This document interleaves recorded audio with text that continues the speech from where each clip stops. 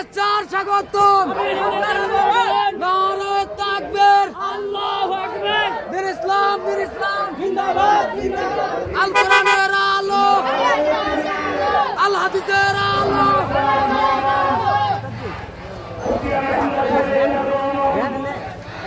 Band ডুবাতে হয়। পক্ষ থেকে ব্যান্ড ডুবাতে হয়। পক্ষ থেকে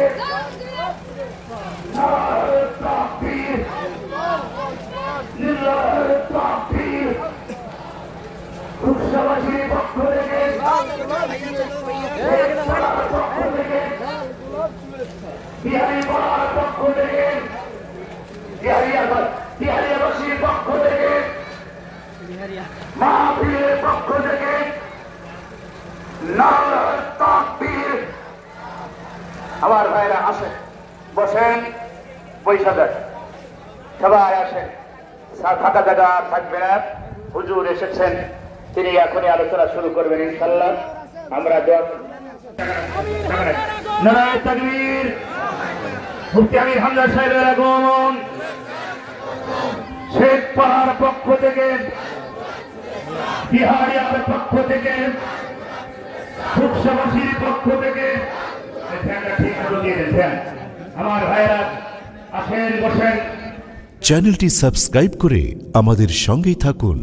আলহামদুলিল্লাহি রাব্বিল মাশরিকাইন ওয়া রাব্বিল মাগরিবাইন আল্লাযী খালাকা কুল্লা শাইইন যাওজাইন ওয়া আওজাবা আলাইনাল ইহসানা বিল ওয়ালিদাইন ওয়া নাশহাদু আন লা ইলাহা ইল্লাল্লাহু ওয়াহদাহু লা শারীকা লাহু ওয়া আশহাদু আন্না মুহাম্মাদান আবদুহু ওয়া রাসূলুহু সাজ্জিদুল কাউনাইন সাল্লাল্লাহু আলাইহি ওয়া আলা আলিহি ওয়া আসহাবিহি ওয়া আতবাইহি আজমাইন লাইলা ওয়া নাহারান ফিত তারাফাইন فقد قال الله تعالى في كلامه المجيد وبرهانه التوحيد أعوذ بالله من الشيطان الرجيم بسم الله الرحمن الرحيم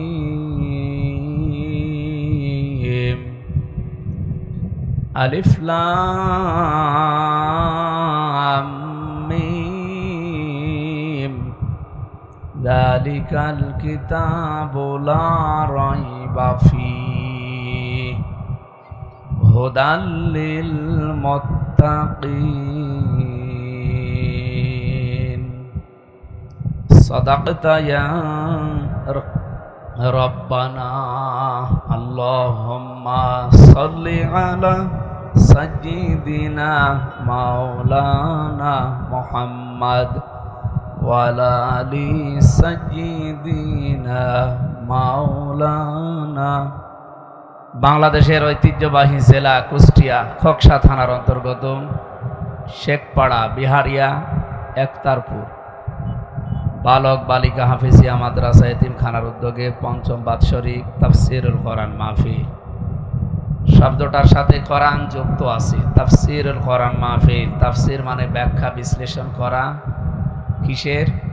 কোরআনের। বলেন তো কিসের?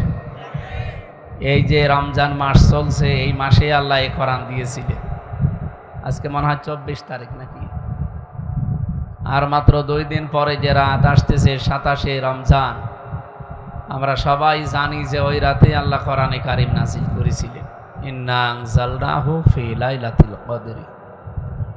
সুতরাং গুরুত্বপূর্ণ একটা জায়গায় এবং সময় আমরা বসে আছি এমন একটা বিষয় শোনার জন্য। যদিও আপনাদের প্রধান অতিথি বলছিলেন কষ্ট আসলে হয়েছে। আমি তো এখানে 11টায় ওঠার কথা, আমি 11টার সময় এসে বসে আছি।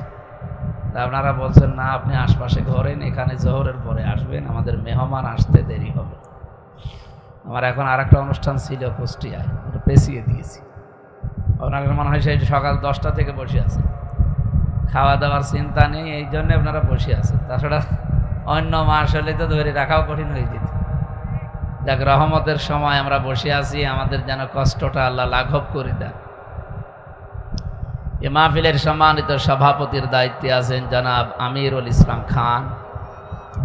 এ মাহফিলের প্রধান অতিথি, বিশেষ করে কুষ্টিয়া জেলার কৃতি সন্তান জনাব অবসরপ্রাপ্ত lieutenant general SM Motiur Rahman Jewel সাহেব, ও রাজবাড়ী জেলার মানুষ না, দামাত বারকাতুহুমুল আলিয়া। বিশেষ অতিথি জনাব আফজাল হোসাইন, সাবেক ভাইস চেয়ারম্যান কুমারখালী উপজেলা পরিষদ। প্রধান মেহমান আলহাজ আনোয়ার খান, বিশেষ মেহমান নজরুল ইসলাম, আমিরে জামাত খোকসা উপজেলা। সম্মানিত পরিচালক ইঞ্জিনিয়ার হাফেজ মাওলানা সাইদুল ইসলাম, এটা ব্যতিক্রম নাম। হাফেজ মাওলানা হওয়ার পরে ইঞ্জিনিয়ার বৈজ্ঞানিক হওয়া যায়, এটা আমাদের দেশে নেই। আমি বিশ্বের অন্যান্য দেশে গিয়ে এগুলো পেয়েছি। মিশরে যান, ওমানে যান, মালয়েশিয়া যান, কোরআনের হাফেজ পাশাপাশি ইঞ্জিনিয়ার, কোরআনের হাফেজ পাশাপাশি পাইলট। আমাদের দেশের শিক্ষা ব্যবস্থায় কালচারটা নেই। নবীজির সবগুলো কাজ আমাদের জীবনের জন্য সুন্নাত, আমাদের জীবনের জন্য কি, এটা আপনারা বিশ্বাস করেন বা শোনেন, মানেন, এরকম কিছু তো নাকি? আপনাকে ঘুমাচ্ছে? আমি জানি এলাকায় অনেক অমুসলিম আছে, তাহলে আপনারা তো আর না, আপনারা ঘুমালে হবে। ওনারা ধর্ম যেহেতু এটা নেই, ওনারা ঘুমাক। তাহলে আমরা বলছিলাম যে অন্যান্য দেশের কালচারে ওইটা মেলে, কিন্তু বাংলাদেশে এটা নেই। তারপরেও যেহেতু উনি হাফেজ মাওলানা, এরপরে এবার ইঞ্জিনিয়ার, আল্লাহ রাব্বুল আলামিন তার এই ছোট্ট গোলামকে যেন কবুল করেন, বলেন আমিন। আমাদের শিক্ষা ব্যবস্থা ওইভাবে তৈরি করা দরকার। নবীজির সব কাজ যদি সুন্নাহ হয়, তাহলে বিশ্বনবী নিজে কোরআনের হাফেজ ছিলেন না ছিলেন না? বলেন না কেন? না, আমরা উম্মত হিসাবে যে যেখানে আছি, নারী হোক পুরুষ হোক, আমাদেরও হাফেজ হওয়া দরকার। আমি কি বেশি বলে ফেললাম? এটা যেহেতু আমাদের দেশে নেই এই কালচারটা, আমি অন্যান্য দেশে গিয়ে পেয়েছি। ওমানে রিকশা চালায় অথবা এই যে টেম্পো চালাচ্ছে, বাসে করে আমাদের নিয়ে যাচ্ছে, কোরআন শরীফ পড়ছে। জিজ্ঞাসা করলে নাম কি? আব্দুর রশিদ, নামের আগে হাফেজ। একটা ড্রাইভার কোরআনের হাফেজ। এই জন্য এই নিয়মটা আমার মনে হয় পালন করা দরকার। শুধু হাফেজ না, কোরআনে কারিমকে বোঝারও ব্যবস্থা করা দরকার। আর এইটার জন্যই মনে হয় এলাকায় মাদ্রাসার প্রতিষ্ঠিত হয়েছে।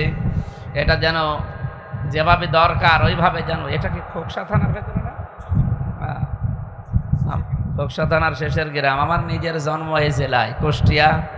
বাংলাদেশ সহ বিশ্বের অন্যান্য জেলায় গেলে পরিচয় দিলে ভালো লাগে, কিন্তু ওই যে একটা জায়গা আছে বাংলাদেশে যেখানে গাঁজা খায় পুলিশ পাহারা দিয়ে, এই কারণে একটু কেমন কেমন লাগে। সারা পৃথিবীর মনে হয় একটাই নিরাপদ জায়গা যেখানে এই পুলিশরা পাহারা দিয়ে গাঁজা খাওয়ায়। ওই যে পুলিশ বসে আছে, খাওয়া ওনাদের দায়িত্ব ওইটা। কিন্তু আমরা যারা খাই তাদের তো বিবেক নষ্ট হয়ে গেছে। নেশা দ্রব্য যত বিষয় আছে সরকার 0 টলারেন্স দিয়েছে, এরপরও এগুলো আসে কি করি? এতদিন যাই হোক এসেছে, এখন যেন আর না আসে।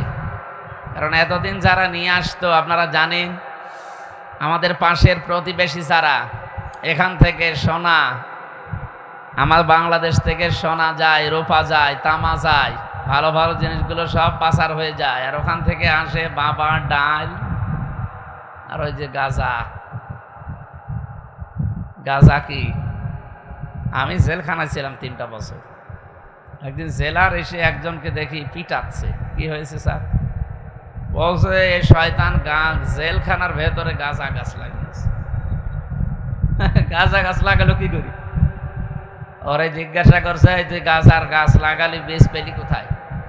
স্যার আমি কোর্টে গিয়েছিলাম, আমারও তো কিছু হিতাকাঙ্ক্ষী আছে। আসার সময় ওরা কিছু পোটলা দিয়েছিল, ওই যে পিছন ভ্যানে এভাবে ছুঁড়ে মারে, আমি একটা ধরেছিলাম। তো ওই একটা ধরার পরে দেখি ওর ভেতরে কিছু বিষ আছে।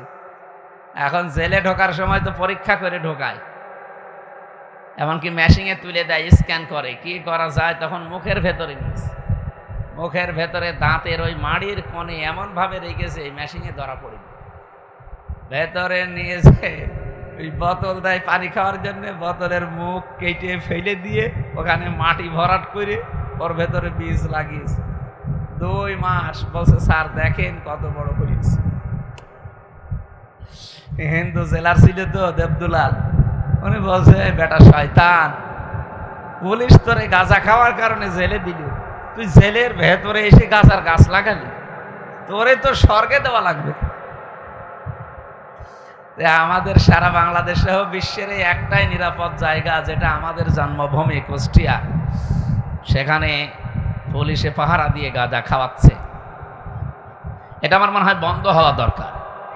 বাংলাদেশে যেহেতু অনেক কিছু সংস্কার চলছে, এইটাও সংস্কার করে এখানে আল্লাহর ওলি যদি উনি হয়ে থাকে ওনার কবরটা সংরক্ষণ করে রাখে, মানুষ দেশ বিদেশ থেকে আসবে ওনার আল্লাহর কাছে ক্ষমা চাবে। কি কথা বলেন এখানে? নবীজির মতো দামি কবর পৃথিবীতে আছে, তো ওনার কবরে এভাবে কি গাঁজা খায় কেউ? সুতরাং এইগুলো ইসলাম নয়। ইসলামের নাম নিয়ে যদিও তারা করে, আল্লাহ রাব্বুল আলামিন আমার এই দেশকে, আমার এই জাতিকে যেন রক্ষা করেন, বলেন আমিন। আমরা জানি আজকের প্রধান অতিথি যিনি আছেন এখানে, রহমান জুয়েল সাহেব, উনি আমাদের বাংলাদেশে এখন যিনি সেনা প্রধান আছে এই জায়গায় ওনার থাকার কথা ছিল, কিন্তু কপালে নেই। জালেমদের দুর্বিসন্ধির কারণে ওই জায়গায় যেতে পারেননি। আল্লাহ রাব্বুল আলামিন তাকে দুনিয়া আখিরাতে যেন আরো বড় মর্যাদা দান করেন। আমি তো বাস্তবতা শুনেছি এবং জানি উনি আমাদের এখন বাংলাদেশের সেনা প্রধান থাকার কথা, তো কপালটা মনে হয় আলহামদুলিল্লাহ। মঞ্চে বসা যারা, বিশেষ করে আমার এই পরিচিত ভাই সাইদুল ইসলাম আসাদ, সাইদ ভাই সহ সামনে বসা মুসলমান ভাইরা, পর্দার আড়ালের সম্মানিতা মা এবং বোনেরা, আমি আসার সময় শুনছিলাম এলাকায় অমুসলিম বেশি, হিন্দু ভাইরা আশপাশে অনেক গ্রামে আছে, তারা অন্য যারা এসেছেন অন্য ধর্মের তাদেরকে ওয়েলকাম জানাচ্ছি। কালকে আজকের এই অনুষ্ঠান শুধু মুসলমানদের জন্য না, এটা মুসলমানদের জন্য না, মানুষের জন্য।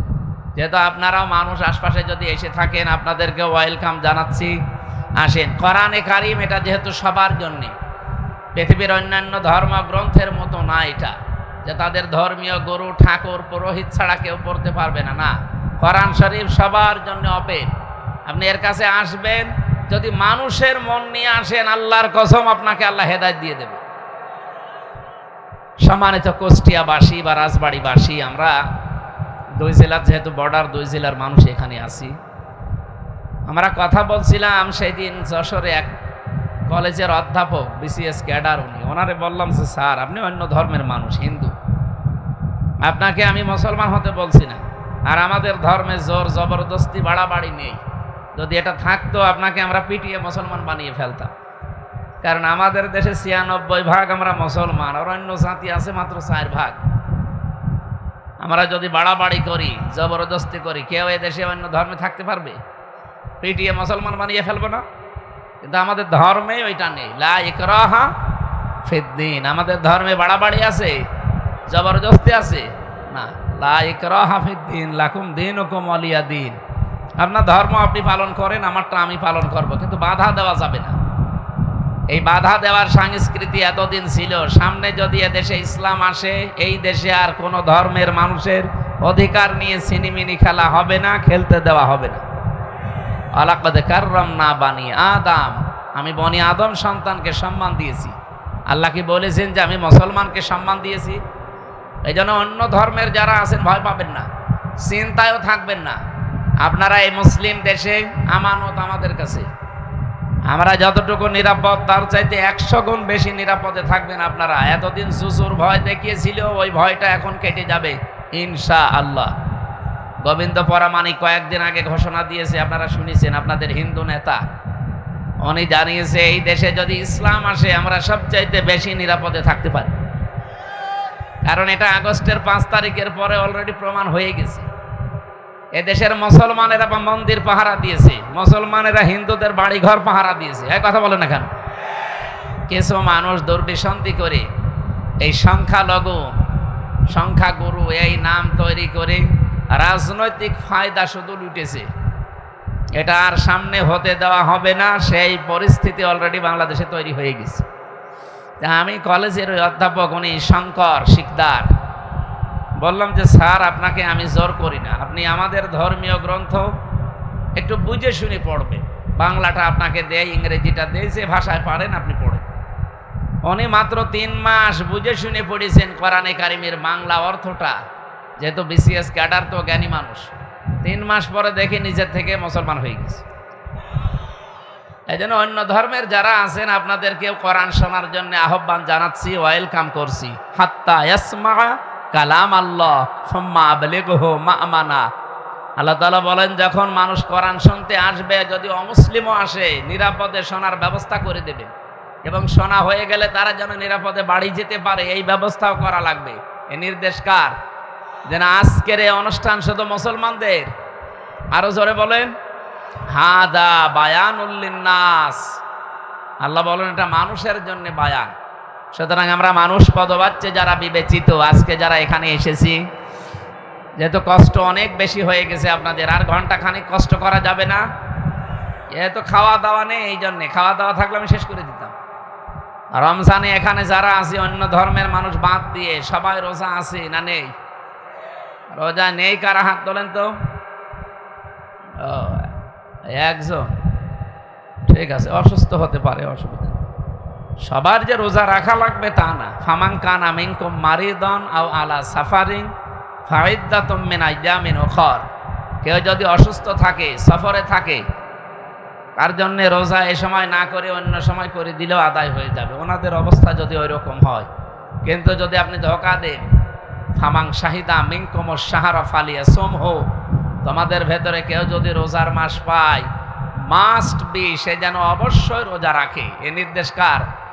সুতরাং ওনাদের অবস্থা ওনারা জানে। যদি সুস্থ থাকার পরও রোজা না রাখেন, রমজানে মুসলমান দিনের বেলা হালাল খাবার খেলে ওটা হারাম। এই কথা বলবি না?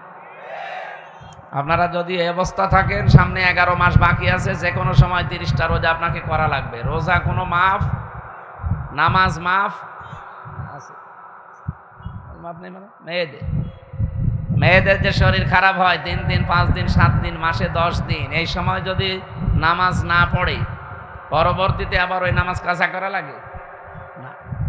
ওদের নামাজ জীবনের মতো ওই 10 দিন মাফ। কিন্তু রোজা, এটা যদি এই 3 দিন, 5 দিন, 7 দিন করতে না পারেন, আপনার জন্য কিন্তু মাফ নেই। বাকি 11 মাসের ভেতরে এই যে কয়টা রোজা নষ্ট হবে, ভাঙ্গা পড়বে, আপনাকে মাস্ট বি করে দেওয়া লাগবে। কত বড় গুরুত্বপূর্ণ জিনিস দেখেছেন আল্লাহর বিধান। যারা রাখতে পারেন না, অবশ্যই কিন্তু রেখে দিয়ে, নাই তো আপনি কিন্তু জবাব দিতে পারবেন না। 2017 সাল, ইউশোনারি ওসামি, একজন জাপানের বিজ্ঞানী, উনি চিকিৎসা বিজ্ঞানের উপরে নোবেল পেয়েছে, স্বাস্থ্য নিয়ে গবেষণা করে। ওনার যে গবেষণা অটোফেজি, আপনারা হয়তো নাম শুনতে পারেন। উনি চিন্তা করলেন, এই যে একাধারে মানুষ খাবার খায়, মানুষের শরীরে প্রায় 2 কোটি কোষ আছে, কোষ যেগুলো রক্তকে কন্ট্রোল করছে। প্রায় 5.5 কেজি রক্ত আমাদের শরীরে প্রবাহমান, 226 কিলোমিটার বেগে রক্তগুলো মাথা থেকে পা পর্যন্ত প্রবাহিত হচ্ছে। এগুলোকে রিফাইন করার জন্য যেগুলো গুরুত্বপূর্ণ ভূমিকা পালন করে, তার নাম কোষ। তার নাম কি? এগুলো কয়টা? 2 কোটির উপরে আল্লাহ বানিয়ে দিয়েছে। একাধারে মানুষ যখন খাবার খেতেই থাকে, তখন ওই কোষ পাশে আরো কিছু বৃদ্ধি হতে থাকে অতিরিক্ত। এই যে এখানে ফসল আপনারা লাগিয়েছে, এটা মনে হয় রসুন না পেঁয়াজ? এই পেঁয়াজ আসল যেটা, ওর পাশে আগাছা নেই? এ কথা বলছে না কেন? পেঁয়াজে আপনি সার দেন তাও হতে চায় না, আর আগাছা যত কাটেন আরো বাড়ে। আগাছা পরগাছার জ্বর বেশি না কম? ফসলের চাইতেও বেশি। এখন যেহেতু কোষগুলো আল্লাহর তৈরি করা, বাকি যেগুলো বৃদ্ধি হয় ওগুলোর জ্বর তোমার এত বেশি বেড়ে যায় যে আসল জিনিস নষ্ট হয়ে যায়। উনি চিন্তা করলেন, এই কোষগুলো তো ক্ষতিকারক। শরীরের ভেতরে রক্তে প্রায় 5 প্রকার ক্যান্সার হয়, আর 2 প্রকার টিউমার হয়। এই অতিরিক্ত কোষগুলোর দ্বারা মানুষের ভেতরে এই দুইটা ক্ষতির সম্ভাবনা সবচাইতে বেশি। একটা হচ্ছে হয় তার ক্যান্সার হবে রক্তে, অথবা টিউমার হবে। এই রোগ থেকে তো মানবতাকে বাঁচানো লাগবে, মানব জাতিকে। চিন্তা ভাবনা করে উনি এই অটোফেজি আবিষ্কার করেছিলেন। আমরা যেটাকে সিয়াম বা রোজা বলে ডাকি, উনি দিলেন যে 29 দিন থেকে 30 দিন যদি কেউ দিনের বেলায় 12 থেকে 14 ঘন্টা না খেয়ে থাকতে পারে, আল্লাহর তৈরি করা আসল কোষগুলো তখন ক্ষুধার্ত হয়ে যায়, তখন খাবার পায় না, ওই আশপাশে অতিরিক্ত বৃদ্ধি হওয়া কোষগুলো তখন খেতে আরম্ভ করে। 29-30 দিনে খেতে খেতে আপনাকে একেবারে সাবাড় করে সুস্থ করে দেয়। তখন ক্যান্সার এবং টিউমার থেকে আপনি বাঁচতে পারেন। চিন্তা করলেন এই তথ্যটা ধর্মীয় কোনো গ্রন্থে আছে কিনা দেখি। 257টা রাষ্ট্র আছে পৃথিবীতে, 4500 ধর্মের লোক আছে দুনিয়ায়। যে যে ধর্ম পালন করে প্রত্যেক ধর্মে আলাদা আলাদা ধর্মীয় গ্রন্থ আছে। আমরা যেমন মুসলিম, আমাদের ধর্মীয় গ্রন্থের নাম কি বলেন বলেন? এরকম নাম করা 27টা ধর্মীয় গ্রন্থ এক জায়গায় করে মিলিয়েছেন, দেখি এই তথ্য পাওয়া যায় কিনা। সর্বশেষ তিনি পেয়েছেন কোরআনে কারীম, মুসলমানদের ধর্মীয় কিতাব, সূরা বাকারা 184 নম্বর আয়াতের শেষের অংশে আল্লাহ রাব্বুল আলামিন বলেন, ওয়াং তাসুমু খায়রুল লাকুম ইন কুনতুম তা'লামুন। তোমরা যদি রোজা রাখতে পারো, সিয়াম সাধনা আসতে পারো, তাহলে তোমাদের জন্য ভালো হবে, উপকার হবে। এই যে খায়রুল লাকুমের ব্যাখ্যা তিনি দিয়েছেন যে কি উপকার হয়, এখানে 27টা কারণ তিনি দিয়েছেন। আমি তো আর বিজ্ঞানী না যে আপনাদের ওইগুলো বোঝাবো, আমি তাফসীর করার জন্য বুঝেছি, একটা ইঙ্গিত দিলাম শুধু, যে রমজানুল মোবারকে যারা রোজা রাখেননি তারা নিজেরই ক্ষতি করছে। যারা রেখেছেন রোজা, অনেকে বলে হুজুর আমার গ্যাস, আমি থাকতে পারি না। এটা একটা ডাহা মিথ্যা কথা। রোজা রাখলে গ্যাস আরো ভালো হয়। যারা বলে আমার ডায়াবেটিস, আমি রাখতে পারি না, আরে ভাই ডায়াবেটিস আপনার কি আমার চাইতে বেশি? আমি জেলখানায় 3টা বছর যেহেতু ফাঁসির কন্ডেম সেলের ভেতরে ছিলাম, 24 ঘন্টা তালা লাগানো, মানসিক একটা টেনশন, এরপরে যোগাযোগ বিচ্ছিন্ন, এ কারণে আমার ডায়াবেটিস হয়ে গেছে। আমার ডায়াবেটিসও অনেক ছিল, 27। অথচ রোজা রেখে এই কয়দিনে মাপ দিয়ে দেখলাম 8 নেমে এসেছে। কোথায় 27, কোথায় 8? অথচ কিছু খায়ও নি। এই জন্য আল্লাহ যে জানিয়েছেন রোজা রাখলে তোমাদের জন্য ভালো হবে, উপকার হবে, তোমরা সুস্থ থাকতে পারবে। পৃথিবীর অন্যান্য নবীদের দিকে তাকান, সেই নবী যত বেশি এই রোজার মতো বিধানটা পালন করেছে, সেই লোকটা তত বেশি সুস্থ ছিল। এই পৃথিবীতে সবচাইতে সুস্থ মানুষের তালিকায় আপনি নাম পাবেন হযরত নূহ আলাইহিস সালামের। কার? আপনারা কি ঘুমিয়ে গেছেন? জবান খুলে বলেন, কোন নবীর নাম বললাম? নূহ আলাইহিস সালাম। হযরত নূহ আলাইহিস সালাম বছরে মাত্র 2টা দিন বাদ দিয়ে 363 দিন তিনি রোজা রাখতেন। এই জন্য পৃথিবীতে আপনি তালিকা দেখবেন, সবচেয়ে বেশি সুস্থ মানুষের তালিকায় উনি ছিলেন। তাহলে রোজা রাখলে মানুষ যদি দুর্বল হয়, অসুস্থ হয়, রোগী হয়, উনি অসুস্থ হয়ে যেতেন না? এই জন্য রোজা রাখবেন, আপনি সুস্থ থাকতে পারেন, অনেক কিছু থেকে আল্লাহ আপনাকে বাঁচিয়ে দেবেন। 2 নম্বরের তালিকা পেয়েছে হযরত দাউদ নবী। তিনি একদিন পর একদিন রোজা রাখতেন, বছরে তিনি 6 মাস রোজায় রাখতেন। আমাদের যেহেতু ওই রকম 1 বছর 6 মাস না, মাত্র 1 মাস। কয় মাস? টিউমার থেকে, ক্যান্সার থেকে নিজের শরীরকে বাঁচাতে চাইলে রোজার বিকল্প কোনো বিধান এখন আর পৃথিবীতে নেই। কারণ প্রত্যেকটি জিনিস রেফাইন করার জন্য একটু জিনিসপত্র লাগে, তেল মোবিল দেওয়া লাগে, বিশ্রাম দেওয়া লাগে মেশিনের। আমাদের শরীরে যেগুলো 5 পত্র কাজ করছে, এর বিশ্রাম দেওয়া লাগবে না? আপনি ছাগলের মতো খেয়ে যাবে, বিশ্রাম পাবেন কোথায়? এই জন্যে তো খাবারেরও একটা লিমিট আছে। খাবার খাওয়ার আগে 3টা সুন্নত পালন করা লাগে। কয়টা? 1 ভাগ খাবার, 1 ভাগ পানি, আর 1 ভাগ হজম হওয়ার জন্য খালি রাখতে হবে। নবীজি বলেন, আমার উম্মতেরা যদি এই সুন্নাত মেনে খাবার খায়, কোনোদিন তাদের পেট বুকের উপরে উঠবে না।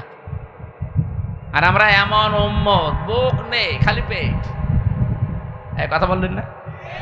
আপনি দেখেন সারা বাংলাদেশে এমন এমন মানুষও ছিল যাদের বুক ছিল না, খালি পেট। পেটের ভেতরে শুধু খাবার পাবেন না, ব্রিজ, কালভার্ট, কাবিখার, গম, চাল সব। এমন এমন পেট হয়তো তাদের, আমি কয়েকজনের দেখেছি আখেরি ভড়ি। মেয়েরা ওদের পেট দেখে লজ্জা পায়, আল্লাহ ছেলে মেয়ে হয় আমাদের আর পেট হয় এর। সুতরাং আমরা ভড়ি বানাতে চাই না, আমরা বুক বানাতে চাই। প্রত্যেক নবীর বুক ছিল বড়, পেট ছিল ছোট, কারণ তারা ওই সুন্নত পালন করত। কি কথা বোঝেন? আজকে থেকে কি এরকম খাবেন ছাগলের মতো 3 ভাগ করে খাবার খান। মানুষ না খেলে মরে যায়, কম খেলে মরে যায় আমরা পাইনি, বেশি খেলে মরে, এই খবর পাননি? সুতরাং আপনার নির্ধারিত যেহেতু রিজিক লেখা আছে, ওই রিজিকটা যেন মরণ পর্যন্ত যায়। আপনি খেয়ে যদি এখনই 1 বছরে সব শেষ করে ফেলেন, 10 বছর বাঁচবেন? আশা করছি খাবারের এই সুন্নতটা পালন করলে গ্যাস্ট্রিক, আলসার, বিভিন্ন পেটের যে পীড়াগুলো হয় এগুলো থেকে আল্লাহ আমাদেরকে বাঁচাবেন নবীর সুন্নতের কারণে।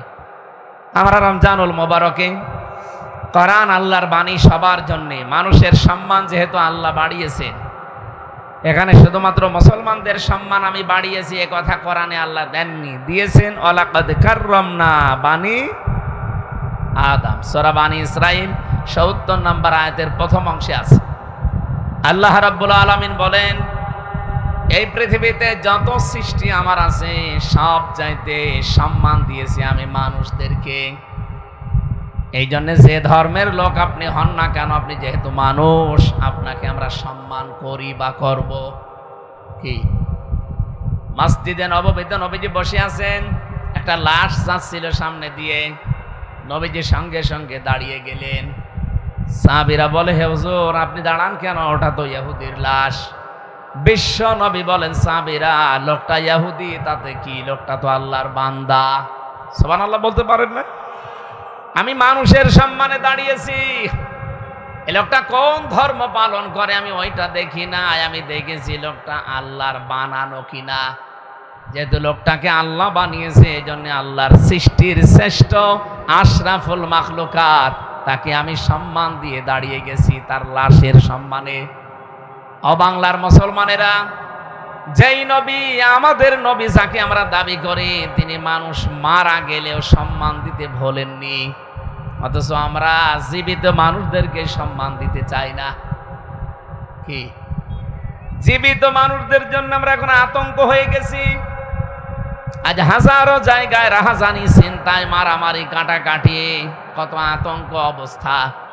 এ দেশটা এখন অনেকেই জাহান্নাম বানানোর জন্য চেষ্টা করছে। আগস্টের 5 তারিখের আগে কিন্তু এ বাংলাদেশ আর নেই। 5 তারিখ পাল্টিয়ে এখন মার্চ মাসের 24 তারিখ চলছে। সুতরাং পৃথিবী যেমন পাল্টিয়েছে, বাংলাদেশও কি এই জন্য দেশটাকে নৈরাজ্য করার জন্য, অস্থিতিশীল করার জন্য বিভিন্ন টিপস আসছে বিভিন্ন জায়গা থেকে। এগুলোতে পা দিয়ে যদি কেউ দেশে অশান্তি তৈরি করেন, গোপালগঞ্জের মতো পেছনে লাল হয়ে যাবে। আপনি হয়তো টের পাচ্ছেন না কিছু। একবার পিটিয়েছিল না গোপালগঞ্জে আর্মিরা, এমন পিটানো পিটিয়েছে পেছনে লাল হয়ে গেছে। ওই সময় শুনতাম গোপালগঞ্জ থেকে ঢাকায় কেউ যদি আসে, বসে আসলে নেয় 300 টাকা, আর দাঁড়িয়ে আসলে 1000 টাকা। কারণ বসে আসবে কি করে? আমরা যেন এরকম ফাঁদে আর কেউ পা না দেয়। যারা পালিয়েছে এ মানুষগুলো আবার ফিরে আসবে, এই ধান্দায় আছেন আপনারা। পৃথিবীর ইতিহাস পাল্টিয়ে যাবে না? এই পৃথিবী থেকে 610 বছর আগে পাল্টিয়ে এই বাংলা এই পাশে কলকাতা থেকে পালিয়েছে লক্ষণ সেন, আজও ফিরে এসেছে আর আসবে। ও উনি বলছে আসবে, ও দাদা হয়। ও পাগলই তো এই কথা বলবে, তাছাড়া তো বলার কথা না। আশরাফ ঘানি পালিয়েছে, এসেছে। বাশার আল আসাদ পালিয়েছে, এসেছে। এই কথা বলেন না কেন? আমাদের যেটা পালিয়েছে আসবে না। সুতরাং ও গুড়ে বালি, চিন্তা ভাবনা বাদ দেন। দেশটাকে যারা স্বাধীন করেছে তারা যেন সুন্দর করে গড়তে পারে। এদেশের ছাত্র জনতা মিলে আল্লাহ রাব্বুল আলামিন সোনার বাংলাকে সোনার বাংলা যেন বানিয়ে দেয়। আমি কয়েকদিন আগে মালয়েশিয়া ছিলাম, প্রায় 10-11 দিন। এসেছি, 2-3 দিন এসেছি। মালয়েশিয়া, সিঙ্গাপুর, থাইল্যান্ড, এই দেশগুলো এত পরিষ্কার, অথচ 54 বছরে আমরা তাদের উপরে যেতে পারতাম। মালয়েশিয়া 2004 সাল থেকে এই যে মাত্র 21 বছরে কোথায় চলে গেছে। বাংলাদেশের সাথে প্রায় 5 ডবল বড় দেশটা, 3 কোটি মানুষ মাত্র বাস করে। বাংলাদেশের মানুষই ওখানে আছে 20 লাখ। তো এই দেশটা এই জায়গায় গেল কি করে? একটাই মাত্র কারণ, আমি যা পেয়েছি, আইনের শাসন আছে আর দুর্নীতি নেই। তারা আপনাদের মতো টাকা পাচার করে না। এ বাংলাদেশও দাঁড়িয়ে যেত, 54 বছর লাগতো না। বাংলাদেশ 5 বছরে দাঁড়িয়ে যায় যদি শুধু টাকা পাচার বন্ধ হয়। দুর্নীতিটা যদি বন্ধ হয়ে যেত দেশে, সে সেখানে যার আইন আছে ওই আইন ফলো করছে, ঠিক ওই দেশটা দাঁড়িয়ে গেছে। আমার আল্লাহর কোরআনে আল্লাহ যে আইনগুলো দিয়েছিলেন, এগুলো যদি আজ দেশে কায়েম থাকতো আর আইনের শাসন যদি প্রতিষ্ঠিত থাকতো, এ দেশটা কবে বাংলাদেশটা পৃথিবীর মানচিত্রে দাঁড়িয়ে যেত। তো আমরা পারি নাই, খালি মেগা প্রকল্প দিয়েছি আর মেগা ডাকাতি করেছি। এই কথা বললেন না? আপনি দেখেছেন এই রূপপুর পাবনা, এখান থেকে একজন মানুষ মাত্র, আমি নাম নিলাম না, ৭৬,০০০ কোটি টাকা একজন মানুষ নিয়েছে। একটা দরবেশ ছিল দেশে, মাথার চুল থেকে পা পর্যন্ত পুরাটা সাদা, ৩৬,০০০ কোটি টাকা চুরি করেছে। এইভাবে যদি এতগুলো টাকা কেউ চুরি করে, দেশটা দাঁড়াবে কি করে? এই জন্য আমরা চাচ্ছি এমন ভাবে দেশটাকে দাঁড় করাতে যেন চুরি বন্ধ হয়। বলেন বলেন। আর চুরি বন্ধ হওয়ার জন্য যে আইন লাগবে, ওই আইনটা আল্লাহ কোরআনে ১৫০০ বছর আগে দিয়েছেন।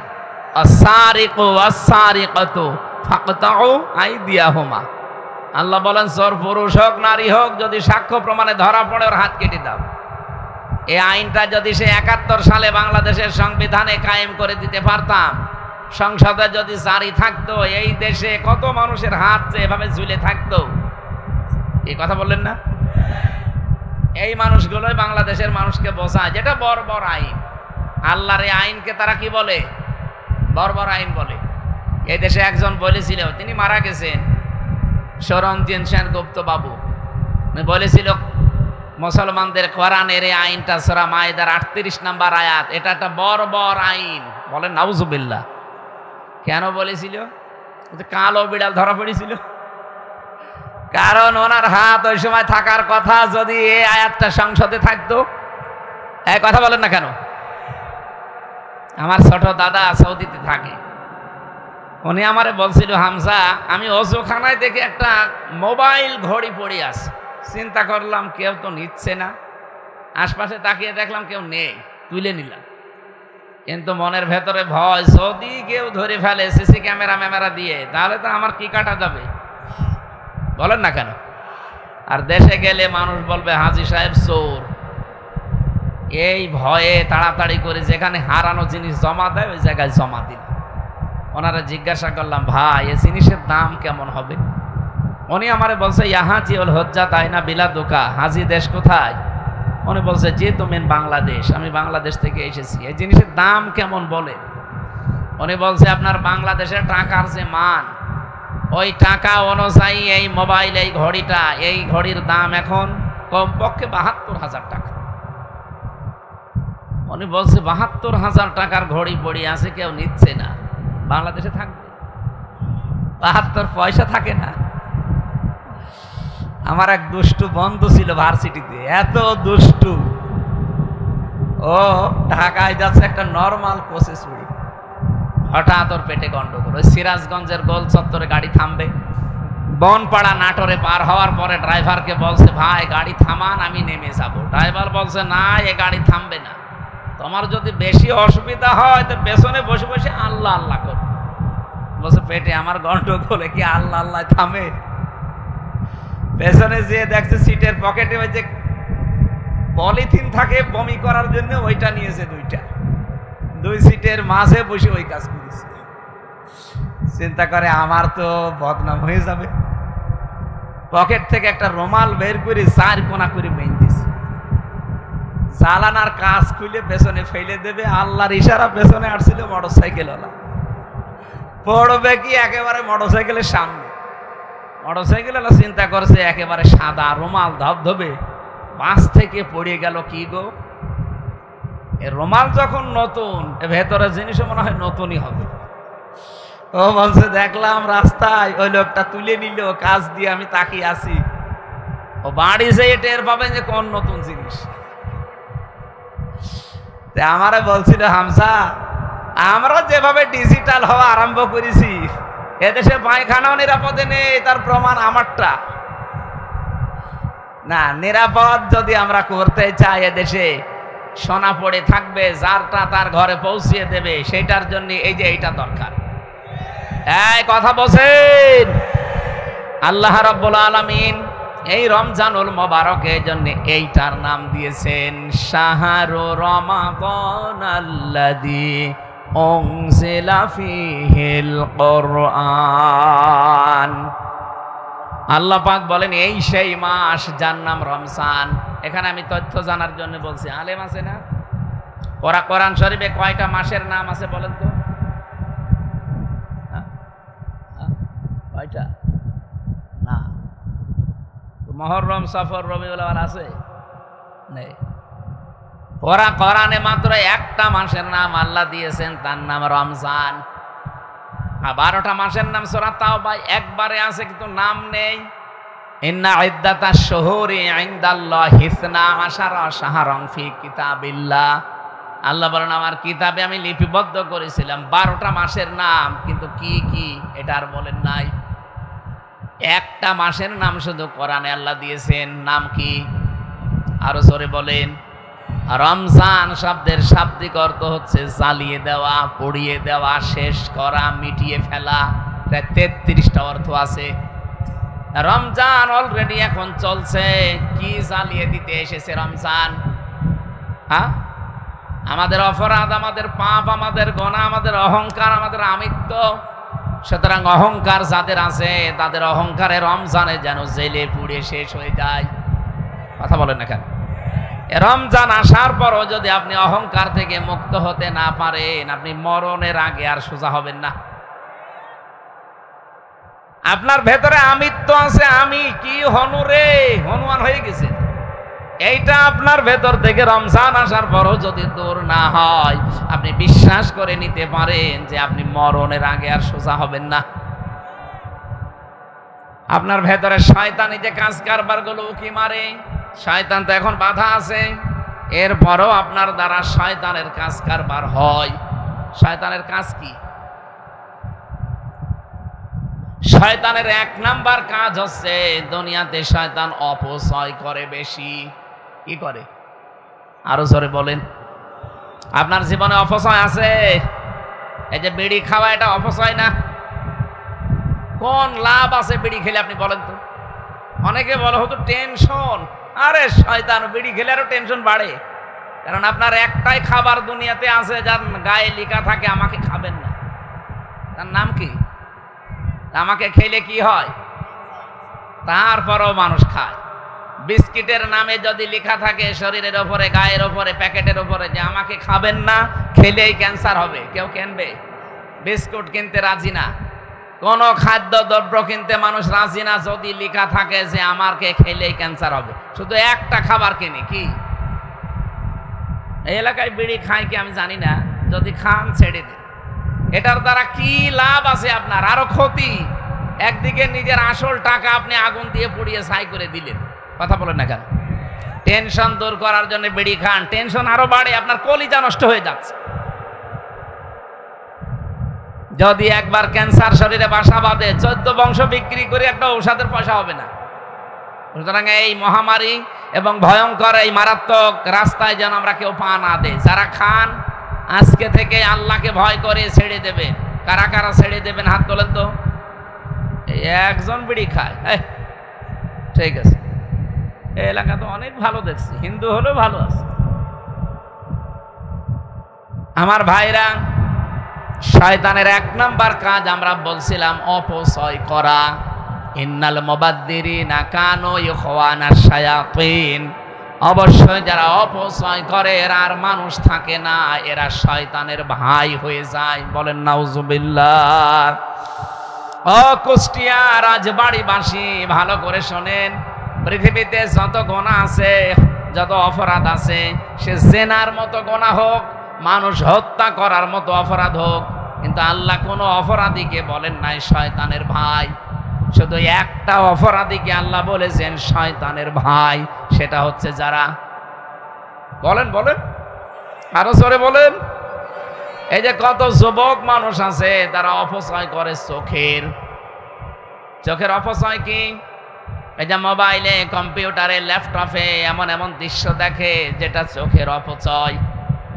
না, এরকম দৃশ্য এলাকায় হয় না? কত মানুষ নিজের যৌবনকে নষ্ট করে ফেলছে এই সমস্ত উল্টা পাল্টা সিরিয়াল দেখে। সুতরাং আজকে থেকে অপচয় রোধ করা লাগবে। হ্যাঁ, কথা বলছেন? যেটা নিজের সামনাসামনি মানুষ দেখলে আপনি লজ্জা পান আর নিজে নিজে দেখলে আনন্দ পান, এইটা থেকে বিরত থাকা লাগবে। এই মোবাইলে মানুষের এমন এমন দৃশ্য তৈরি করা আছে যেটা নিজে দেখলে আনন্দ পায় আর অন্য দেখলে লজ্জা পায়, শরম পায়। এমন দৃশ্য মোবাইলে নেই? যার আছে এখনই ডিলিট করেন, নাই তো আমি কিন্তু একজনের মোবাইল চাইবো। নেন, করেন তাড়াতাড়ি এক্ষুনি ডিলিট করা লাগবে। যেটা নিজে দেখলে আনন্দ পান, ভালো লাগে, অন্য দেখলে লজ্জা লাগে, এইটাই হারাম। এক্ষুনি এটা ডিলিট করেন আল্লাহর ভয়ে। দেখেন তো কেউ ডিলিট করছে কিনা। এমন একজনের মোবাইল এখান থেকে আমি চাবো না, লজ্জায় পড়ে যাবেন, তাড়াতাড়ি করেন। আমার এর ভেতরে বিশ্ববিদ্যালয় স্যারদের প্রায় 1000 লেকচার আছে। আমার স্যারদের লেকচার ছাড়া এখানে আর কিছু নেই। আর আপনার মোবাইলে তো শুধু কিরণমালা আর কটকটি। আশা করছি এটা ছেড়ে দিবেন ভাই। রমজান এসে যদি আপনি এই অপচয়গুলো বন্ধ করতে না পারেন, তা আপনি আবার কবে ভালো হবেন? আপনার কি গ্যারান্টি আছে যে কি একেবারে সেই 41 সাল পর্যন্ত আপনি বেঁচে থাকবেন? অনেকে তো ধারণা ছিল যে আমি যাই করি বেঁচে থাকবো, মনে আছে আজরাইলের সাথে কন্ট্যাক্ট নিয়েছে। তাছাড়া এই গ্যারান্টি সে দেয় কি করে যে আমার ভীষণ মিশন 41 সাল? 1 সেকেন্ডের যেখানে আমাদের গ্যারান্টি নেই, আর মানুষ দেয় কত সাল? আপনি কি কিছু বুঝলেন নাকি আন্দাজে? ঠিক আছে, অপচয় বন্ধ করা লাগবে।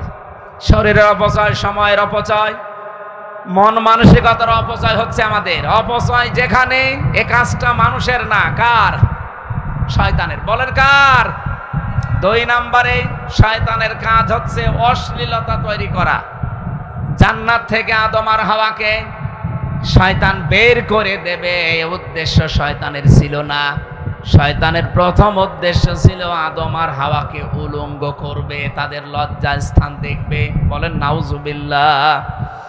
সুতরাং আজও যারা যৌনতা ছড়াতে ভালোবাসেন, নিজের গোপন অঙ্গগুলো মানুষকে দেখে আনন্দ পান, ভালো লাগে, আপনার শান্তি লাগে, আপনি বুঝবেন আপনি আর মানুষ নেই, আপনাকে শয়তান দখল করে ফেলেছে।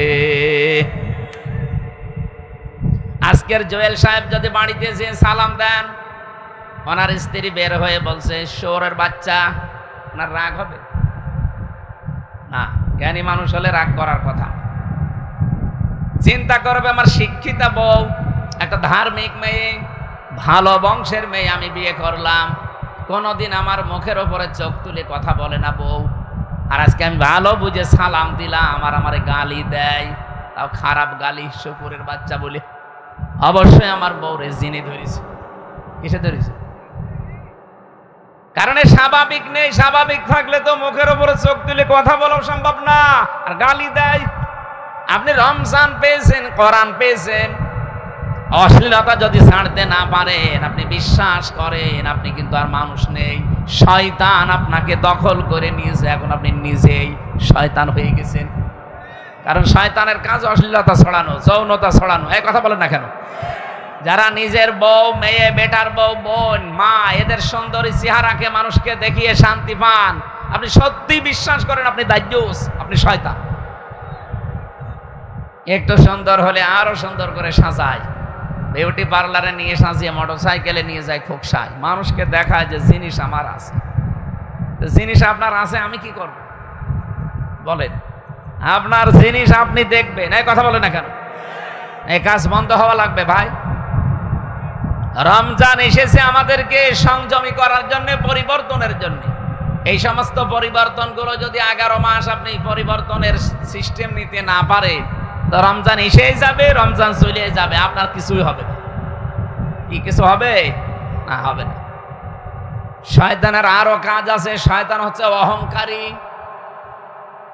আমার যতটুকু ধারণা, যারা এই 2024 সালের 5 আগস্টে পালিয়ে গেছে, একটা মাত্র কারণ, তারা অহংকারী ছিল। এক কথা বলেন না কেন? আপনি একটা জায়গা দেখান তো যেখানে তারা অহংকার করে নাই। ইউনিয়নের মেম্বার থেকে শুরু করে একেবারে সংসদের যিনি দায়িত্বে, প্রত্যেকটি জায়গায় দেখেন যে যেখানে ছিল সেখান থেকে তার ক্ষমতার অহংকার দেখিয়েছে। কেউ বসেছিল এলাকায়, কেউ বসেছিল একটা চেয়ার পেলেই মনে হচ্ছে চেয়ারের গরমে এসে, সে যখন চেয়ারে থাকে সে তখন গিয়ারে থাকে। এই যে আমি এখন চেয়ারে আছি না, আমিও গিয়ারে আছি। স্যার এখন চেয়ারে আছে না, উনিও গিয়ারে আছে।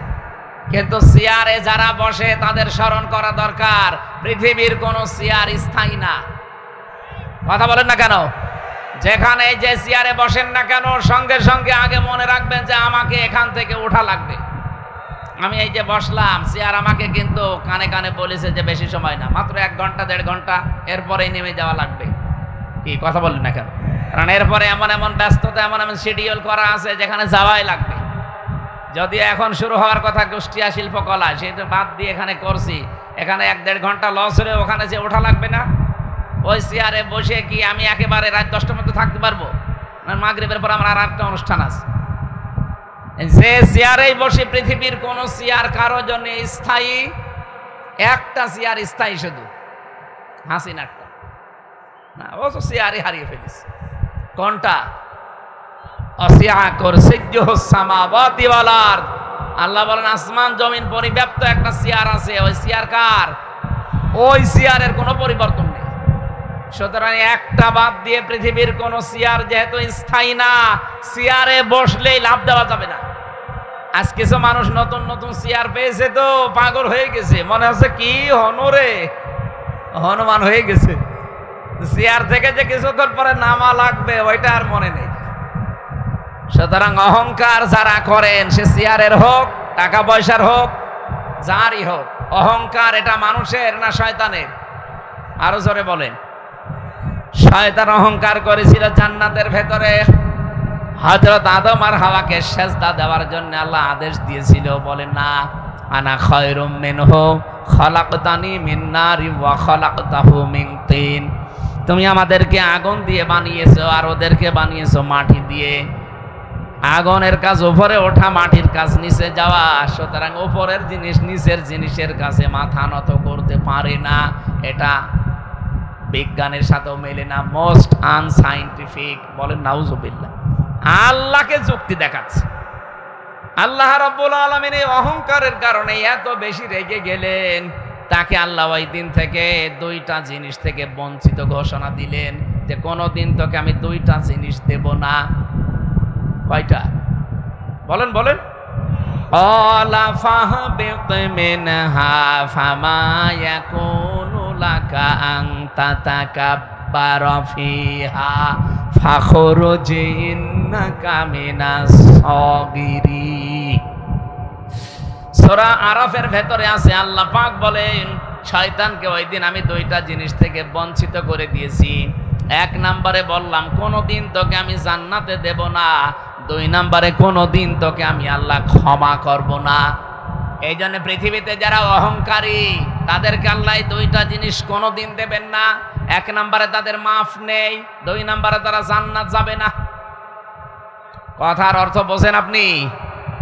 আমাদের ভেতরেও যদি কারো এই রোগ এসে যায়, তৈরি হয় যে আপনি অহংকার আছে ভেতরে, সে লেখাপড়ার অহংকার হোক, টাকা পয়সার হোক, চেহারার হোক, বংশের হোক, প্রভাব প্রতিপত্তির হোক, ক্ষমতার হোক, যে কোনো অহংকার যদি কারো ভেতরে বাসা বাঁধে, কয়টা জিনিস সে বঞ্চিত হবে?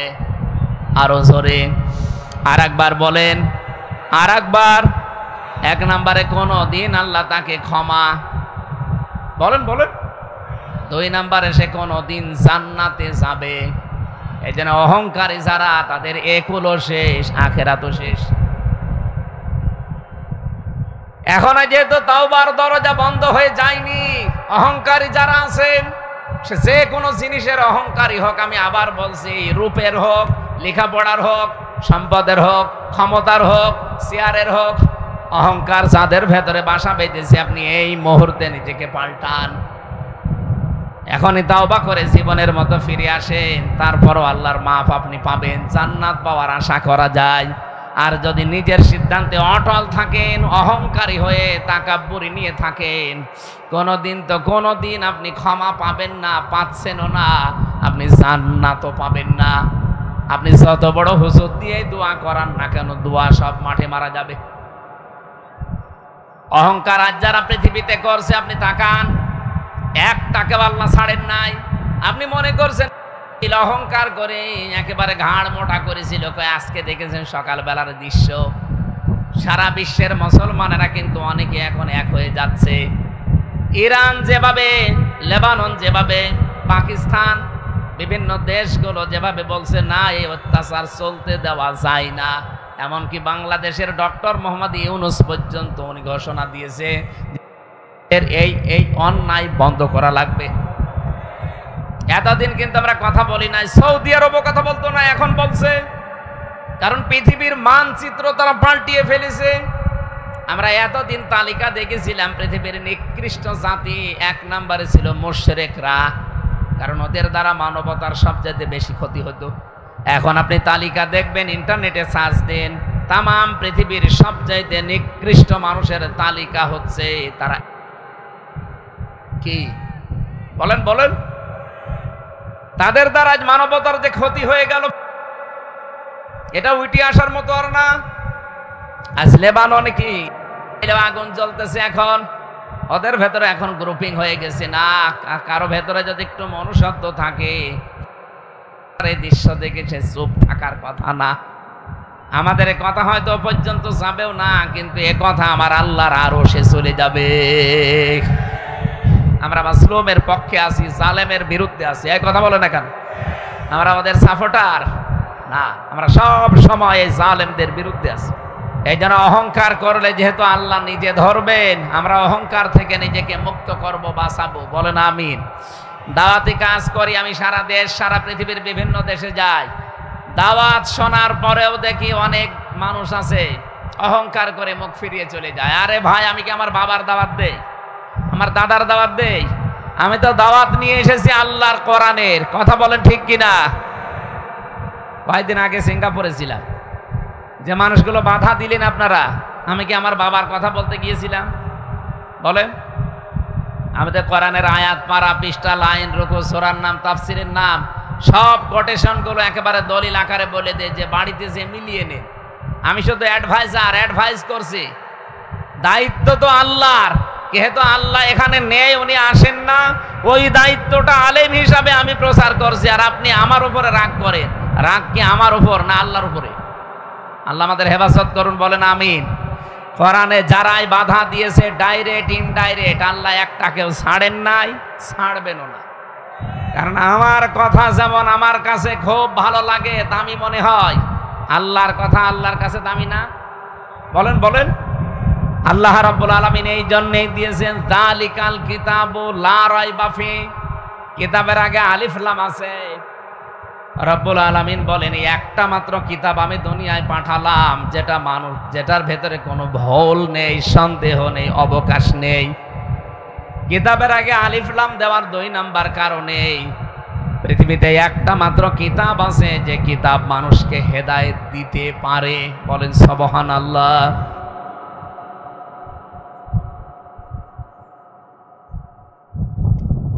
রমজানুল মুবারকে যেহেতু কোরআন আল্লাহ নাযিল করেছেন নির্ভুল, নির্ভেজাল, অথেন্টিক, ভুল তো দূরের কথা, সন্দেহের অবকাশও আপনি পাবেন না। আল্লাহ বলেন, কোরআন দিয়েছি কেন জানো? হুদাল লিল মুত্তাকিন, মুত্তাকিদেরকে হেদায়েত দিতে। প্রশ্ন আসতে পারে, মুত্তাকি হয়ে গেলে আবার হেদায়েত দরকার কি? মুত্তাকি যদি আমি হয়ে যাই, তো আমার হেদায়েত লাগবে কেন? অন্য স্থানে আমরা পেয়েছি হুদাল লিন্নাস ওয়া বাজ্জিনাতিম মিনাল হুদা ওয়াল ফুরকান, কোরআন আমি নাজিল করেছি মানব জাতির হেদায়েতের জন্য। এই খেয়াল করবেন, এখানে প্রথম বললেন আমি মুত্তাকিদের হেদায়েত দেব কোরআন দিয়ে। দ্বিতীয় পেয়েছি সূরা বাকারা 185 নম্বর আয়াতে যে আমি কোরআন দিয়েছি মানব জাতির হেদায়েতের জন্য। 3 নম্বরে সূরা নাহালের 89 নম্বর আয়াতের শেষের দিকে পাবেন হুদাল্লিল মুসলিমিন। এই কোরআন আমি দিয়েছি মুসলমানদের হেদায়েত দেওয়ার জন্য। আল্লাহর কথা কয় রকম পেলাম বলেন বলেন, কথায় পর্যন্ত বুঝেছেন কিনা বলেন? আল্লাহর কথা 3 রকম হয়ে গেল। উনিও কি আমাদের হাসিনা সাহেবের মতো সকালে এক কথা বলে বিকালে বলে না আমি এটা বলি নাই? আল্লাহ পাক বলেন আমি যেইটা একবার বলি ওইটাই ফাইনাল, কোনোদিন আমার কথা নড়ন চড়ন নেই, রদ বদল নেই। তাহলে এখানে 3 রকম কথা বললেন কেন? তাফসিরে মুফাসসিরিন ইকরাম ফি জিলালিল কোরআনের মাইজাবিতে লিখেছে 3টাই ঠিক আছে। 1 নম্বরে পৃথিবীতে মানব জাতির জন্য আল্লাহ পাক হেদায়েতের জন্য কোরআন দিয়েছেন। তামাম দুনিয়ার সব মানুষ কোরআনের উপকার পাবে, কোরআন থেকে কল্যাণ লাভ করবে, সম্পূর্ণ না কিছু না কিছু। এই জন্য দেখবেন পৃথিবীর বহু মানুষ আছে কোরআন মানে না, বিশ্বাস করে না, কিন্তু কোরআনে কারিমের কিছু নিয়ম তারা মেনে তারা আবার শান্তিতে আছে। আজ পৃথিবীর অন্যান্য ধর্মের দিকে তাকান, তারা কি কোরআন বিশ্বাস করে? বলেন না কেন? কোরআন মানে, কোরআন যে আল্লাহর পাঠানো কিতাব এটাও তারা বিশ্বাস করতে চায় না, কিন্তু কোরআন থেকে কিছু নিয়ম তারা উপকারের জন্য পারিবারিক জীবনে আর রাজনৈতিক জীবনে তারা নিয়েছে। এটা রেকর্ড হচ্ছে, এই কারণে বলছি। শুধু এই কয়জন মানুষ আমার সামনে না, এখন বাংলার 18 কোটি মানুষ আমার সামনে। এটা কালকে সারা বাংলা কোরআন বিশ্বাস করে না, কোরআন মানেও না, কিন্তু কোরআন থেকে যে একটা নিয়ম আছে বিবাহ, বিবাহের কথা কোরআনে নেই? আমিন আয়াতিহি আন খালাকালাকুম মিন আনফুসিকুম আজওয়াজাল লিতাসকুনু ইলাইহা ওয়া জাআলা বাইনাকুম মাওয়াদ্দাতাও ওয়া রাহমা ইন্না ফি যালিকা লাআয়াতাল লিকাউমিন ইয়াতাফাক্কারুন। আল্লাহ বলেন আমার বহু নিদর্শন দুনিয়া আছে, এর ভেতরে অন্যতম নিদর্শন এই যে আমি তোমাদের থেকে তোমাদের জোড়া তৈরি করেছি, স্বামীর থেকে স্ত্রী বানিয়েছি। কেন বানালাম? কারণ তার কাছে তুমি শান্তি স্বস্তি এগুলো ফিরে পাবে। তাহলে বিবাহের এই ক্ষেত্রটা ওরা কোরআন থেকে নিয়েছে এই কারণে, কারণ দেখছে পরিবার সমাজ এবং রাষ্ট্রের স্থিতিশীলতা ঠিক রাখার জন্য বিবাহের বাইরে দুনিয়াতে আর কোনো নিয়ম নেই। এই জন্য সব ধর্মে বিবাহ কম বেশি আছে না নেই? ওরা কি বিবাহ করে কোরআনের নিয়ম মতো? বলেন বলেন, কারণ মেনে চলছে তাদের নিজেদের উপকার পাওয়ার জন্য। কোরআনের এই বিধানটা মানার কারণে, এমনকি কোরআনের এই বিধান নবীজি নিজে দেখিয়েছেন, আর নিকাহু মিন সুন্নতি ফামান রাগিবা আন সুন্নতি ফালাইসা মিন্নি। বিবাহ করা আমার সুন্নাত, যে ব্যক্তি আমার এই সুন্নাত থেকে মুখ ফিরিয়ে নেয় সে যেন আমি নবীর উম্মত থেকে খারিজ হয়ে যায়। তাহলে এখান থেকে একটা বিষয় আমরা পরিষ্কার যে বিবাহ করা একটা ইবাদত, বিবাহ করা একটা ইসলামের নিয়ম, কোরআনের নিয়ম, হাদিসের নিয়ম। কথা বলেন ঠিক কিনা? অন্যান্য ধর্মের মানুষেরা কোরআন বিশ্বাস করে না, কিন্তু এই নিয়মটা বিশ্বাস করে, মানে, কারণ তাদের অস্তিত্বকে তাদের জাতিকে ঠিক রাখার জন্য এটা দরকার পারিবারিক জীবনে। এই জন্য প্রত্যেকটি ধর্মে এটা আছে। 2 নম্বরে রাজনীতি। আপনি দেখবেন বিশ্বের অন্যান্য দেশে রাজনৈতিক যে নিয়ম নীতি, আমেরিকার দিকে তাকান, 200 প্রায় কত 44 বছর চলছে, 241 বছর, 241 বছর একাধারে চলছে আমেরিকা। গণতন্ত্রের নাম বলে তারা, সমান অধিকারের নাম বলে তারা, কিন্তু আজ পর্যন্ত কোনো দিন আপনি শুনেছেন যে আমেরিকার প্রেসিডেন্ট কোনো মহিলা? কথা বলেন না কেন? কেন নেই? নবীজির হাদিস হচ্ছে, কোরআনের আয়াত হচ্ছে, আর রিজালু কাওয়ামুনা আলান নিসা, পুরুষকে বানিয়েছি আমি নেতা, পুরুষ। বলেন বলেন, আর মেয়েদের বানালাম তাদের আজ্ঞাবহ। আর হাদিস হচ্ছে লা ইফলিহা কওমুন আল্লাহু আমরহুম ইমরাআতান, পৃথিবীতে ওই জাতি কখনো সফল হতে পারে না যে জাতির নেতৃত্ব দিচ্ছে কোনো মহিলা। ওরা নবীর কথা বিশ্বাস করে না, কোরআন বিশ্বাস করে না, কিন্তু কোরআনের এই নবীর এই নিয়মটা ওরা মানে। এজন্য আজ পর্যন্ত 241 বছর পার হয়ে চলে যাচ্ছে, কোনদিন ওরা আমেরিকায় মেয়ে লোককে প্রধানমন্ত্রী বানায়নি। এক কথা বলেন না কেন? জাতে মাতাল হলো তাহলে ঠিক আছে, কারণ জানে সফল হতে হইলে মেয়েদেরকে সামনে দেওয়া যাবে না। কিন্তু আমরা জাতেও মাতাল তালেও মাতাল। কি কথা বলেন না কেন? এই 54 বছরে দেশটা স্বাধীন করেছে কি দেশ চালিয়েছে পুরুষ মানুষ বেশি না মহিলা? নবীর এই হাদিস যদি আপনি না মানেন সফল হতে পারবেন? ওরা মেনে নিয়েছে। দেখেন, ট্রাম্পের মতো একটা মানুষকে প্রধানমন্ত্রী বানিয়েছে, কমলা হ্যারিসের মতো এত বড় শিক্ষিতা মেয়েকে তারা দায়িত্ব দেয়নি, কারণ জানে মুহাম্মদ রাসূলুল্লাহর কথা ওরা বিশ্বাস করে না, মানেও না, কিন্তু বাস্তবে দেখেছেন চুরি চুরি করে মানতেছে, কারণ জানে যে মেয়েরা আসলে উলট পালট হয়ে যাবে, এ দেশের অস্তিত্ব আর থাকবে না। কারণ মেয়ে লোকের বুদ্ধি যতই হোক পুরুষের অর্ধেক। কি কথা বলে না কেন? এটাকে আমার বানানো, বিজ্ঞান এখন আবিষ্কার করে দেখাচ্ছে মেয়ে লোককে আল্লাহ পুরুষের অর্ধেক বুদ্ধি দিয়েছে। এই জন্য আমরা আরো পেছিয়ে যাই। আমরা উপরে যেতে পারতাম যদি 54 বছরে পুরুষ মানুষ আমাদের দায়িত্বে থাকতো এবং ওটা যদি আল্লাহওয়ালা হতো। কথা বলেন ঠিক কিনা? হযরত ওমর আল্লাহওয়ালা ছিলেন না? এক কথা বলেন না কেন? এই যে রোজার যে 27টা শিক্ষা পাওয়া যায়, তার ভেতরে অন্যতম শিক্ষা হচ্ছে রোজা জবাবদিহিতা তৈরি করে দেয়। বাংলাদেশে 1628 জন মানুষ দায়িত্বে ছিল। এই 1628 জন মানুষ যদি হযরত ওমরের মতো দায়িত্ববান হতো, জবাবদিহিতা এইটা তৈরি করতে পারতো রমজানের রোজার দ্বারা, এ দেশটা জান্নাত হয়ে যেত। খলিফাতুল মুসলিমিন হযরত ওমর দেশের প্রধান, উনি একটা হিসাব করছিলেন বাতি জ্বালিয়ে লম্প জ্বালিয়ে। দেশের প্রধান বিচারপতি হযরত আলী আসলেন, ডাক দিয়ে বললেন, আলী তুমি আমার কাছে আসলে, প্রধান বিচারপতি তুমি দেশের, বলো তো তোমার ব্যক্তিগত কোনো কারণে না রাষ্ট্রীয় কোনো কারণে? হযরত আলী বললেন, না আমি রাষ্ট্রের কোনো বিষয় নিয়ে আসি নাই, এসেছি আমার নিজের ব্যক্তিগত পারিবারিক জীবনের একটা সমস্যা আপনাকে জানাতে। উনি সঙ্গে সঙ্গে বাতিটা লিভিয়ে দিলেন। হযরত ওমরের বাতি লেভানো দেখে হযরত আলীর মন খারাপ হয়ে গেল, যে কি আমি দেশের প্রধান বিচারপতি, আমাকে দেখে আরো বাতি জ্বালাবে কি, আরো লিভিয়ে দিল। হযরত ওমর বললেন, আলী রাগ করবেন না, আমি কিন্তু আপনাকে জিজ্ঞাসা করেছি প্রথমে যে আপনি এসেছেন কেন। আপনি যদি বলতেন যে আমি রাষ্ট্রের কাছে এসেছি তাহলে আমি বাতি জ্বালিয়ে রাখতাম, কারণ আমি যখন হিসাব করছি এই হিসাবটা রাষ্ট্রের জনগণের তেল পুড়িয়ে আমি রাষ্ট্রের হিসাবে ব্যস্ত আছি। আপনি এসে পারিবারিক জীবনের গল্প করবেন আর রাষ্ট্রের তেল পুড়তে থাকবে, আমি কিয়ামতে জবাব দেব কি? হযরতে আলী বলেন, কথাটা শোনার পরে আগে যে রাগ হয়েছিল এখন যেন শ্রদ্ধা ভক্তি আমার আরো 100 গুণ বেড়ে গেল। যে মানুষ এত সেনসিটিভ থাকতে পারে, এত সেন্সিয়ার থাকতে পারে নিজের দায়িত্ব সম্পর্কে, যে একজন প্রধান বিচারপতি এসেছে দেশের, তার সাথে গল্প করতে রাজি না রাষ্ট্রের সম্পদ নষ্ট করি। বাংলাদেশে যদি এরকম মানুষ আমরা 1628 জন পেতাম, এ দেশটা মিনি জান্নাত হয়ে যেত। রমজান কিন্তু ওইটা শিক্ষা দেওয়ার জন্য এসেছিল, কিন্তু ওই রকম মানুষকে আমরা 54 বছরে পেয়েছি না? মানে মাওলানা মতিউর রহমান নিজামী রহমতুল্লাহ আলাইহি মন্ত্রণালয় চালিয়েছে বাংলাদেশে, দুইটা মন্ত্রী চালিয়েছে উনি নিজে। দায়িত্ব পালন করার পরে 36 টাকা বেশি ছিল, টাকাটা রাষ্ট্রের কোষাগারে ফেরত দিয়েছে। নেই মানে?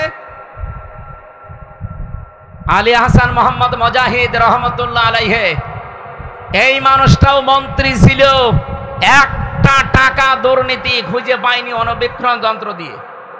মানুষ নেই মানে? ওইরকম মানুষ দেখতে হবে না? আপনি যদি দরবেশের মতো মানুষ দেন তো 36,000 কোটি টাকা চুরি করবে। একজনের শুনলাম 620টা বাড়ি ভূমি মন্ত্রীর, কিন্তু বাড়িতে একটাও এখন থাকতে পারেন না। কানাডায় বাড়ি বানিয়েছেন, মালয়েশিয়া বাড়ি বানিয়েছেন, সিঙ্গাপুরে, যেখানে যেখানে গেলাম দেখি হোটেলে উঠেছে, ওই সাহেব পাড়া বেগম পাড়ায় ওঠে না। যেই হোটেলে উঠলাম, হোটেলের নিচতলা এসে একটু গর্ব দেখি 2 শয়তান বসে আছে। কি এখানে কি বলছো? হুজুর আমরা আগে পালিয়েছি। কেন? দেশে থেকে মার খাবো কেন? সাহেব পাড়া বানিয়েছেন, বেগম পাড়া, ওখানে থাকবেন না? ওখানে থেকে মার খাবো? এই দেশে বাঙালি আছে না? যদি দেখে সাহেব পাড়ায় আসি মালয়েশিয়াতে, পিটিয়ে ভর্তা বানিয়ে ফেলবে। এই জন্যে এসেছি, চুরি করে থাকি, কোনো জায়গায় যাই না। কয়দিন থাকবেন এভাবে চুরি করে? কেন এই কাজ করতে গেলেন? হযরত ওমরের মতো দায়িত্বটা পালন করতেন, মরণ পর্যন্ত বাংলাদেশের দায়িত্বে থাকতে পারতেন। কথা বলেন না কেন? কি হবে এত টাকা দিয়ে আপনার? এখন 620টা বাড়িয়ে বানিয়েছিলেন, কি করলেন? একটাও তো থাকতে পারলেন না। এখন থাকা লাগছে ভাড়া করা হোটেলে। এই জন্য হুদাল্লিল মুত্তাকিনের ব্যাখ্যা করার জন্য আমি যেহেতু এ পর্যন্ত এসেছিলাম, খুব খেয়াল করে শুনবেন। কোরআন থেকে হেদায়েত নিবে দুনিয়ার মানুষেরা, আখেরাতে এই মানুষগুলো আর হেদায়েত পাবে না, উপকারও পাবে না, কল্যাণও পাবে না। দুনিয়ায় যারা নিচ্ছে তারা পাবে। 2 নম্বরে মুসলমানেরা আর একটু বেশি পাবে কোরআন থেকে উপকার, হেদায়েত। এই জন্য আমরা একটু বেশি বেশি মানি, একটু উপকারও পাই। 3 নম্বরে সবচাইতে বেশি কল্যাণ পাবে, হেদায়েত পাবে, উপকার পাবে দুনিয়ার আখেরাতে যারা মুত্তাকি। তাহলে 3টা কথাই আল্লাহ ঠিক আছে, যদিও 3 রকম মনে হচ্ছে। কোরআন থেকে 1 নম্বরে কিছু না কিছু ফায়দা পাবে মানুষেরা, 2 নম্বরে কোরআন থেকে ফায়দা আরেকটু বেশি পাবে মুসলমানেরা, 3 নম্বরে সবচাইতে বেশি উপকার পাবে কারা? বলেন বলেন। মুত্তাকিরা উপকার পাবে দুনিয়ার আখেরাতে মিলে।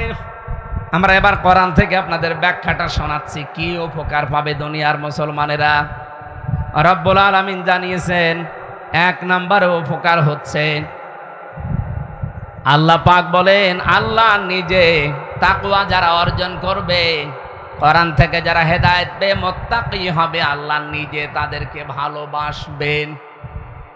কালকে বলবেন ইন্নাল্লাহা ইউহিব্বুল মুত্তাকিন, অবশ্যই আমি আল্লাহ মুত্তাকিদেরকে ভালোবাসি। বলেন সুবহানাল্লাহ। মানুষ অনেক প্রেমিকার ভালোবাসা পাওয়ার জন্য জীবন শেষ করে দেয়।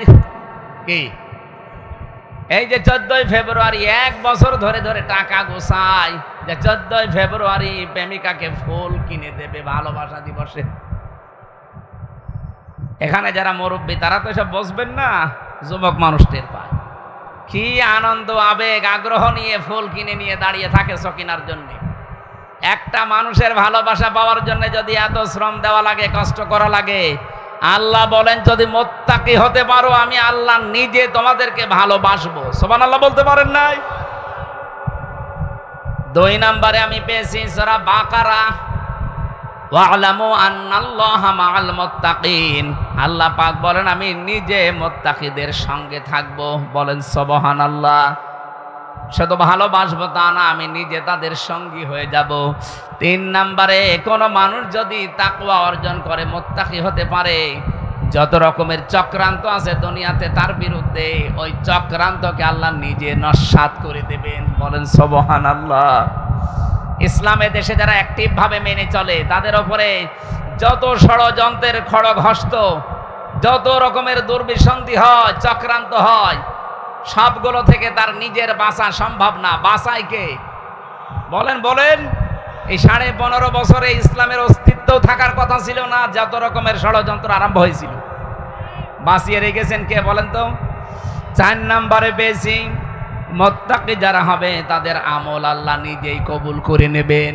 ইন্নামা ইয়াতাকাব্বালুল্লাহু মিনাল মুত্তাকিন, সূরা মায়েদা 27 নম্বর আয়াতের শেষের দিকে আছে। আমি দলিলগুলো লম্বা করছি না, কারণ আমার ওই অনুষ্ঠানটা ধরা লাগবে। এখানে আমার 11টায় ওঠার কথা, সেখানে অনেক সময় হয়ে গেছে। 5 নম্বরে রিজিকের দরজা আল্লাহ খুলে দেবেন, এটা সূরা আরাফের 96 নম্বর আয়াতের প্রথম অংশে আছে। 6 নম্বরে তাকে পেরেশানি থেকে আল্লাহ মুক্তি দান করবেন, সূরা তালাকের 2 নম্বর আয়াতে আছে। 7 নম্বরে তার জীবনের যত কাজ আছে আমার আল্লাহ সব কাজ সহজ করে দেবেন, সূরা তালাকের 4 নম্বর আয়াতে আছে। 8 নম্বরে আল্লাহ পাক বলেন কোন মানুষ যদি তাকওয়া অর্জন করতে পারে, ওর পেছনের যত গুনাহ ছিল সব আল্লাহ মাফ করে দেবে। সূরা আনফালের 29 নম্বর আয়াতের মাঝের অংশে আছে। 9 নম্বরে জান্নাতুন নাঈম, আমার আল্লাহ তাকে দান করবেন। সূরা কলমে ইন্না লিল মুত্তাকিনা ইনদা রাব্বিহিম জান্নাতিন নাঈম, 34 নম্বর আয়াত। এরকম 9টা আছে কোরআনে, আর হাদিসে আছে 27টা। আর এই তাকওয়া যদি কেউ অর্জন করতে চায় তাকে দুনিয়ায় 4টা কাজ মাস্ট বি করা লাগবে। কয়টা বলেন বলেন? 1 নাম্বার আল খাউফু মিনাল জালিল, আল্লাহকে যেভাবে না দেখে বিশ্বাস করেন, না দেখে ওইভাবে ভয় করা লাগবে। 2 নাম্বারে আল আমালু বিত তানজিল, কোরআনের আমল দুনিয়ায় করা লাগবে। কিসের আমল? কোন বাবা কি করেছে, কোন দাদা কি করেছে ওই আমল না, কিসের আমল? কোরআনের। 3 নাম্বারে আল কিনায়াতু বিল কলিল, অল্পে তুষ্ট থাকার মন বানানো লাগবে। এইটা আমাদের নেই। যত আসে আরো বেশি চাই, যত আসে আরো বেশি চাই না। যতটুকু আল্লাহ আপনাকে দিয়েছে মনে করবেন এর চাইতে বেশি হলো আপনার ক্ষতি, এর চাইতে কম হলো আপনার ক্ষতি। সুতরাং অল্পে তুষ্ট থাকার এই মন তৈরি করা, এটা তাকওয়া মুত্তাকি মানুষদের 3 নাম্বারে গুণ। 4 নাম্বারে ওয়াল ইস্তিদালু লিয়াউমির রহি, আখিরাতের পুঁজি তৈরির জন্য সচেষ্ট হওয়া। এই যে 4টা এই কাজগুলো দুনিয়ায় যারা করবে, এই মানুষগুলোকে আমার আল্লাহ তাকওয়া দান করবে। তাকওয়া হলে লোকটা হবে মুত্তাকি। মুত্তাকির জন্য এই 9টা পুরস্কার দুনিয়ায়, আর আখিরাতে কয়টা? 27টা। বলেন কয়টা? যেহেতু আমরা সময় আর পাচ্ছি না, মাত্র 10 মিনিট আছে, আমার ওই অনুষ্ঠানটা ধরা লাগবে। আমি আজকের মতো শেষ করে দিচ্ছি। আগামী থেকে সময়টা মেনটেন করবেন। আজকে শুধু স্যারের কারণে আমি আর কিছু বলতে পারলাম না। আমি চলে যেতাম 11টায় এসে চলে যেতাম, আপনারা খালি বললেন স্যার আসছে আসছে আসছে, 4টা ঘন্টা আমার কেটে গেল। আগামী থেকে আবার আসবো এই জেলা, এই যে পাশে খোকসা, ওই আব্দুল্লাহ হুজুরের ওই জায়গার নাম কি, শিমলিয়া, আমলাবাড়ি। আবার শিমলিয়া একটা মাহফিল নিয়েছি, শিমলিয়া, ওখানে আসবো ইনশাল্লাহ রাতের বেলা। রাত আমার যেখানেই মাহফিল পাবেন, রাত 8:30 থেকে 9টায় উঠবো, 10:30 11টায় মাহফিল শেষ করে দেবো। আমরা সাবজেক্ট আকারে কথা বলবো, বিভিন্ন জায়গায় দেখা হবে ইনশাল্লাহ। আল্লাহুম্মা আমিন।